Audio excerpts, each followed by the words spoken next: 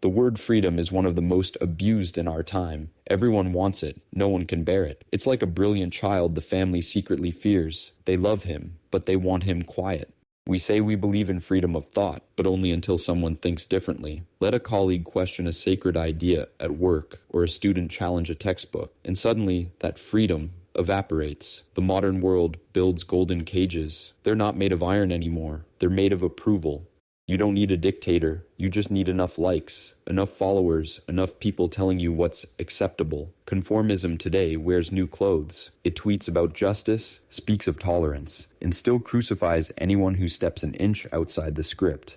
But freedom, real freedom, is a wild animal. It cannot be trained, branded, or sanitized. It doesn't sit nicely in slogans. It lives in doubt, in error, in the courage to say, I don't know. When I was young, I thought freedom meant saying what I believed. Later, I learned the real task is learning to think, and that's far harder. Because to think means facing the possibility that you might be wrong, and that's terrifying.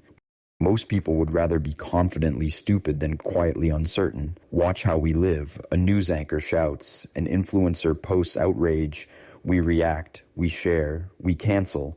And we call that having a voice. But we don't debate anymore. We perform opinions. We don't seek truth. We seek belonging. Yet history, the real kind, was written by those who stood alone for an idea. A man who refused to fight in an unjust war. A woman who said no to a forced marriage. A poet who wrote what the rulers forbade. They were mocked first, hated next, and only later called visionary. Freedom is not given by governments or apps. It's a private rebellion, a choice you make every day, quietly, stubbornly, like choosing honesty when lying would be easier, like speaking up when silence could save your career. Don't expect applause. Free thought will not make you popular. It may cost you invitations, promotions, friends, but it will give you something infinitely rarer, dignity. The dignity to look at the world and say, I disagree, and I know why.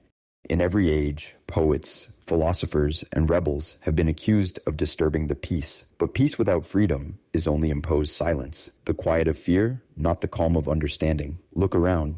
The office where no one dares to contradict the boss, the family that hides its truths under politeness, the nation that worships obedience and calls it unity. That is not peace. That is paralysis. If you truly love freedom, stop looking for it in flags, leaders, or slogans. Look for it inside yourself, in that stubborn voice that refuses to shut up when you know something is wrong. Protect it like a small flame in the wind, with wounded hands, with tired breath. Because without that flame, we are nothing but obedient shadows. In the end, freedom of thought is not a privilege. It is a magnificent curse, and it is worth every scar it leaves.